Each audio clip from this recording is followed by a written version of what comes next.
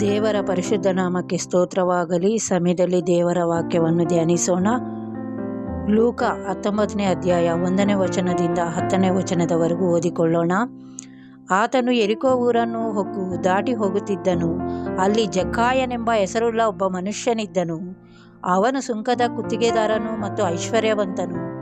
ಅವನು ಯೇಸು ಎಂಥವನೆಂದು ನೋಡಲು ಅಪೇಕ್ಷಿಸಿದರೂ ತಾನು ಗಿಡ್ಡನಾಗಿರುವುದರಿಂದ ಜನರ ಗುಂಪಿನ ನಿಮಿತ್ತ ನೋಡಲಾರದೆ ಹೋದನು. ಆದ ಕಾರಣ ಆತನನ್ನು ನೋಡುವುದಕ್ಕಾಗಿ ಮುಂದೆ ಓಡಿ ಹೋಗಿ ಆತನು ಬರುತ್ತಿರುವ ಮಾರ್ಗದಲ್ಲಿದ್ದ ಆಲದ ಮರವನ್ನು ಹತ್ತಿದನು. ಯೇಸು ಅಲ್ಲಿಗೆ ಬಂದು ಮೇಲಕ್ಕೆ ನೋಡಿ, ಜಕ್ಕಾಯನೇ, ತಟ್ಟನೆ ಇಳಿದು ಬಾ, ನಾನು ಈ ಹೊತ್ತು ನಿನ್ನ ಮನೆಯಲ್ಲಿ ಇಳಿದುಕೊಳ್ಳಬೇಕು ಎಂದು ಅವನಿಗೆ ಹೇಳಲು ಅವನು ತಟ್ಟನೆ ಇಳಿದು ಬಂದು ಆತನನ್ನು ಸಂತೋಷದಿಂದ ಸೇರಿಸಿಕೊಂಡನು. ಇದನ್ನು ನೋಡಿದವರೆಲ್ಲರೂ ಈತನು ಪಾಪಿಯಾಗಿರುವವರ ಬಳಿಯಲ್ಲಿ ಇಳುಕೊಳ್ಳುವುದಕ್ಕೆ ಹೋಗುತ್ತಾನೆಂದು